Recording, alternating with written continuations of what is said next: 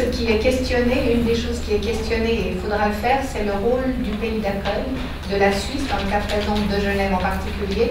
Et je tiens à saluer la qualité du travail mené par l'OIM avec cette étude sur l'impact psychosocial du sous-emploi sur la vie des femmes migrantes qualifiées. L'objectif de l'événement d'aujourd'hui, c'était d'informer un peu le public genevois sur la thématique de la déqualification professionnelle des femmes migrantes et puis surtout recueillir un peu les expériences de toutes les praticiens ou les personnes qui vivent cette expérience directement et de comprendre un peu quels sont les enjeux et les solutions possibles. Donc entendre cette voix-là des personnes qui vivent cette situation ou qui la confrontent, qui la connaissent tous les jours dans leur activité professionnelle. À qui est dirigé cet événement? Alors toutes les personnes qui s'intéressent à la question de l'emploi, la question de la migration, de l'égalité entre hommes et femmes, parce que la question de la déqualification professionnelle est vraiment à la croisée de ces trois thématiques, la migration, l'emploi, l'égalité homme-femme.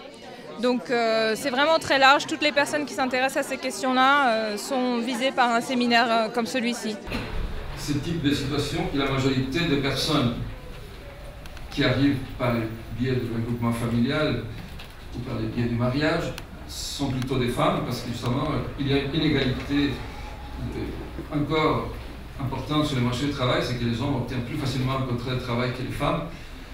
Et donc ces personnes qui sont des followers, comme on dit, ont moins de chances par la suite de trouver un emploi qui correspond à leur qualification.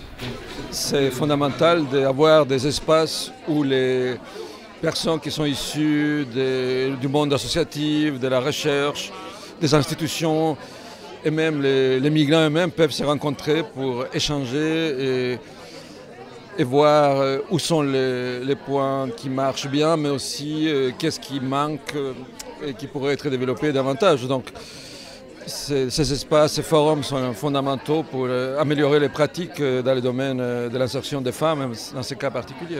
Peut-être une des difficultés, c'est que les groupes souvent sont assez créatifs, qu'ils proposent des idées intéressantes.